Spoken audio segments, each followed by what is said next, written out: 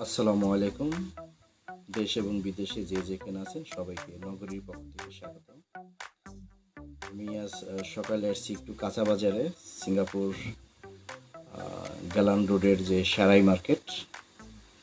যারা সিঙ্গাপুরে আছেন তারা অবশ্যই চিনবেন এই সারাই মার্কেটে আসলাম এবং পেজের যারা আমার শ্রোতা আছেন সবার সাথে একটু শেয়ার করলাম।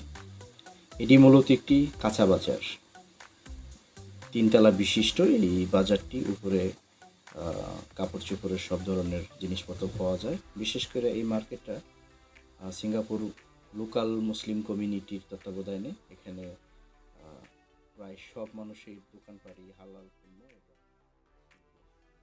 অধ্যুষিত এলাকা।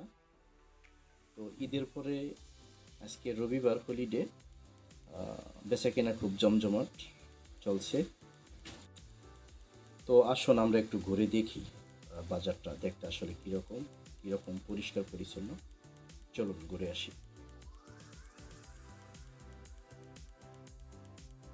সব জিনিসই প্যাকেটজাত, শাক সবজি এবং বিশেষ করে মাংস রাখে না।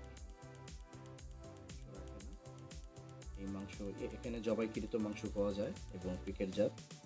তবে সব পণ্যই খুব সতর্কতার সাথে এবং যত্নের সাথে রাখা হয় যাতে পোকামাকড় মশা মাছি না আসে। পোকামাকড় মশা মাছি সিঙ্গাপুরে নাই বললেই চলে, খুবই কম। এই যে একটা কাঁচা বাজার, মাছ মাংসের, এখানে একটা পোকাও নাই, একটা মাছই নেই। হ্যাঁ, একটু পরপরই পরিষ্কার করতেছে। তো পরিষ্কার পরিচ্ছন্নতা কতটা দেখেন, যে ফলকটা কত সুন্দর।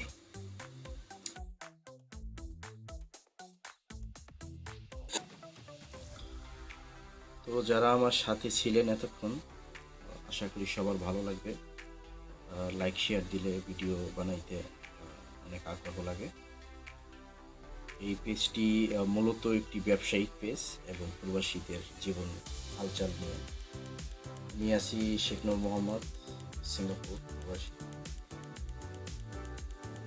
আমি এখন যাচ্ছি বাস স্ট্যান্ডে। বাস স্ট্যান্ড থেকে আমি বাসার দিকে যাব।